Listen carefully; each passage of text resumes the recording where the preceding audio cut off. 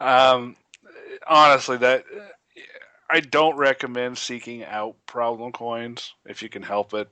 Just simply because they're so hard to get rid of on the other side. When I buy a problem coin through the shop, I would a lot of the times I don't care if I buy them or not, um, unless it's something really really rare. But it's just so hard for us to sell that stuff sometimes. I would think as a dealer, you would probably want to steer away from it because you don't want your shop being associated with problem coins. And Well, I mean, I'll buy them at the right price, but they don't go in our case. They don't. Uh, they go out to go away, to go to the eBay. Yeah, they go off to the big problem coin playground in the sky. yeah, that's right. Yeah. So, um, yeah, I personally, even having bought a lot of problem coins and having learned an enormous amount from it, yes, they have an educational value. They obviously still have some numismatic value, but if at all possible, you want to avoid them. And I think that the best that we can hope for out of a problem coin is that it educates us and makes us a smarter buyer for when we want to buy something that is not a problem coin. Hmm.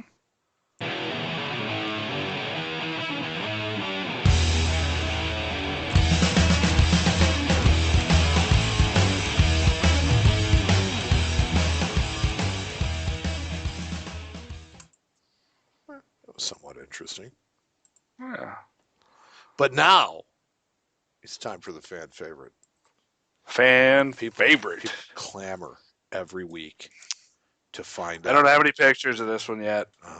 So, will we have pictures? By the time the show airs, hopefully. It's a week and a half. Sure, Sure. Yeah, I'll hope make it springs happen. eternal. I'll make it happen. Okay, man. So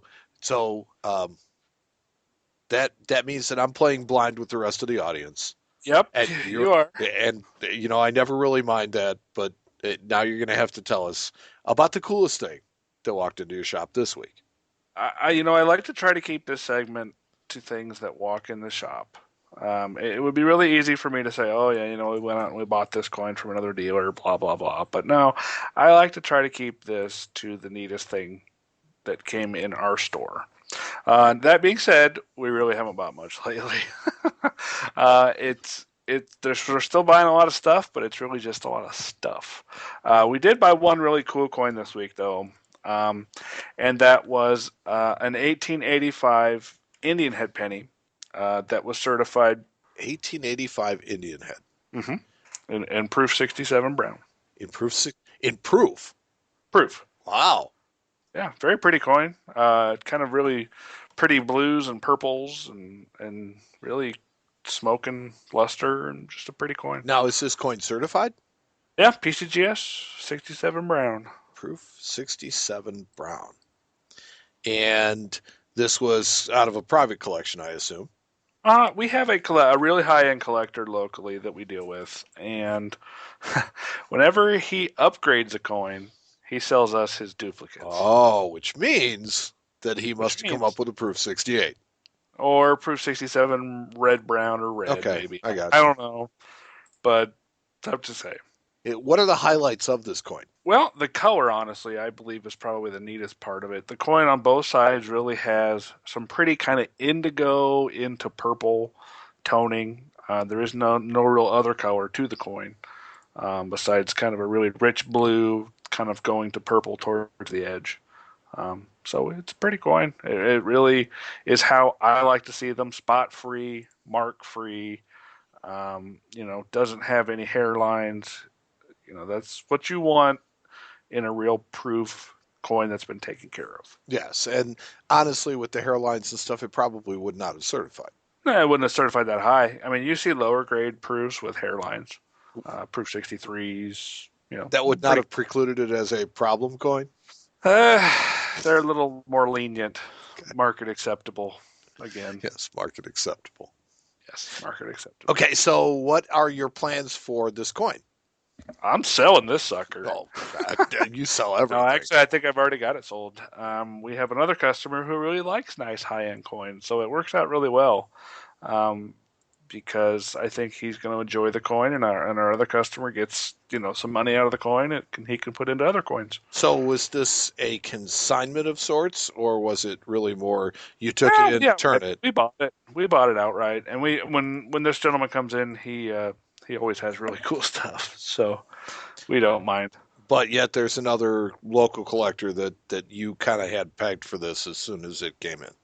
Yes, it's always nice when that happens. Doesn't happen very often, but it's always nice when And it I always happens. hate to ask this, but I mean, I mean, obviously, you're realizing a decent profit on it Well, I mean, we don't get rich on these things, but when you buy a coin and you can make 10 or 15% on it and not own it for more than a day or two, I'm all over That's a that. bargain.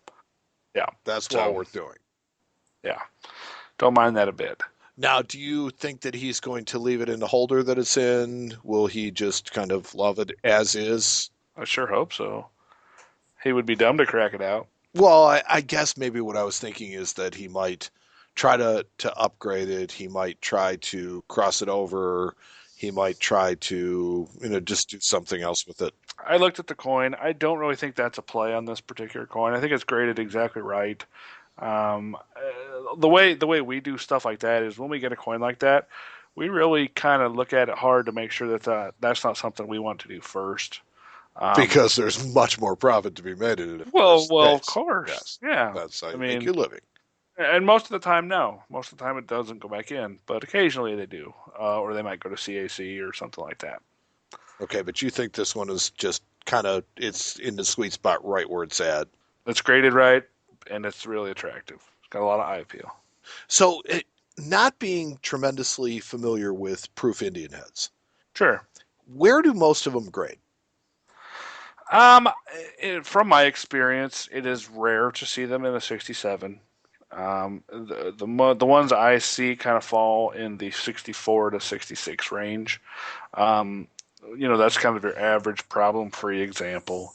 And then you see quite a few in like 63 that have some sort of minor or very minor issue, spotting, hairlines, so on and so forth. You would almost think of them as kind of diminished proof.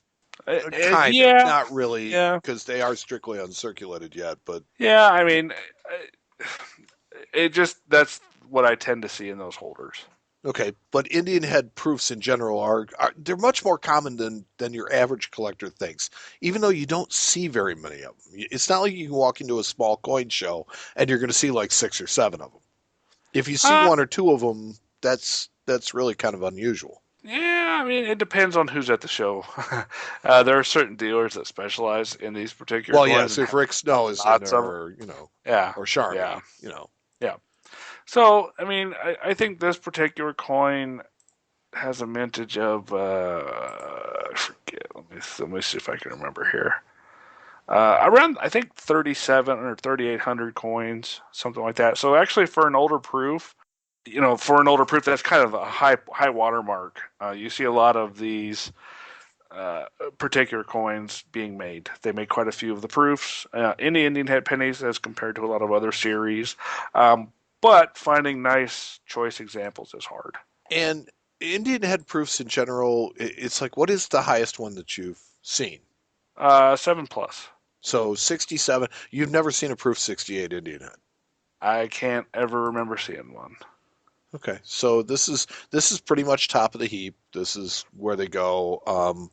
Even because I know that collecting proof coins didn't really get popular until like the 1870s. Hmm. Somewhere right in there. So they've made proof coins, and there were actually restrikes in the 18 you know after the Civil War of many of the earlier coins, but they were restrikes. That's kind of a really it's a really cool place in the hobby where you can see Yeah. some things that are really really high end that you're not used to seeing, that are fairly rare and really really interesting to look at. Well, and that's the thing. Proof Indian head pennies, they tend to get the nicest tone. They're gorgeous. I mean, you see them greens, blues, purples. Um, they're really nice to look at. So I've always been fond of them. And if you're a fan of toning, it's a great place to find them. Yep.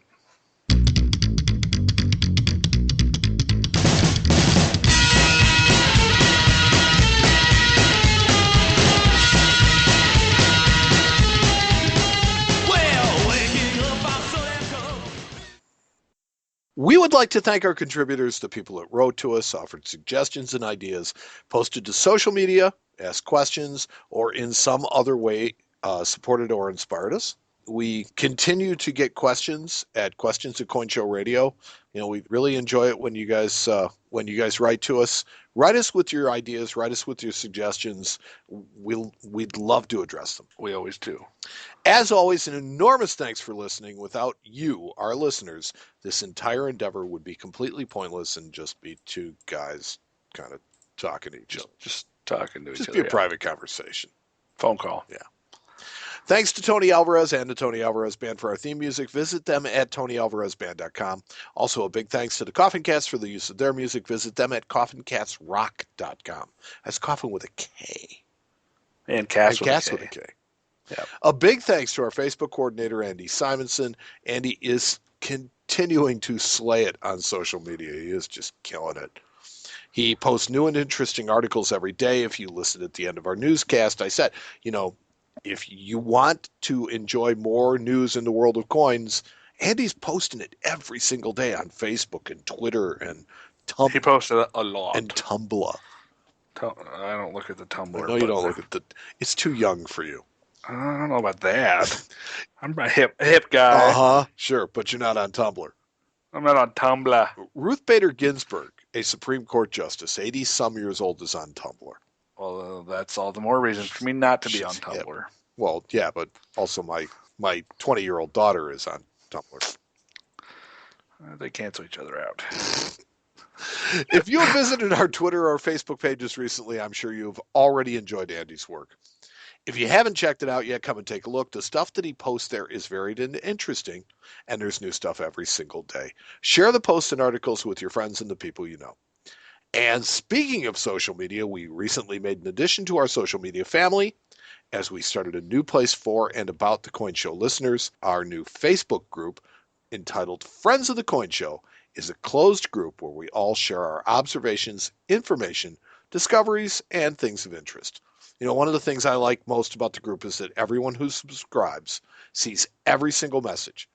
So unlike most of Facebook, where some people see what you post and some don't, our group shares our thoughts and interests with everyone in real time.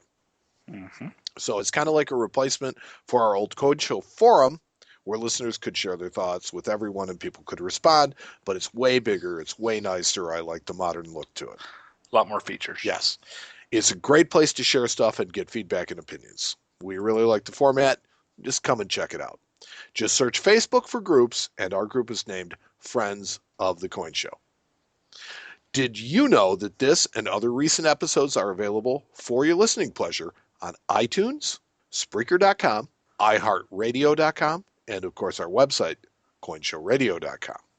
All over the place. Yeah, that's right. And if you visit our webpage at CoinShowRadio.com, you'll find links to listen to or download all of our past episodes, even way back to the beginning when we didn't know what we were doing. Or didn't care. And it's entertaining to listen to.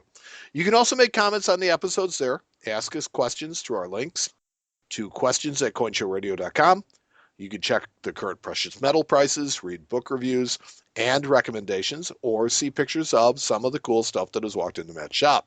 You'll also find links to our social media pages, so please come and share your thoughts with us. Tell us how we can improve your Coin Show Radio experience, or if you like, just hang out and enjoy the ambience.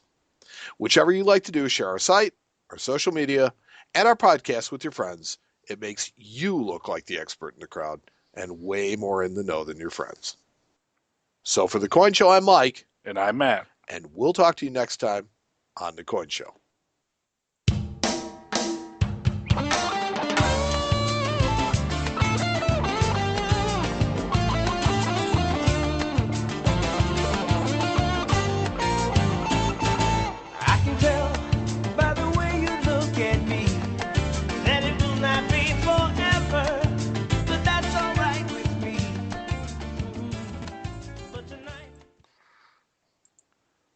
Commence the blooper reel. What?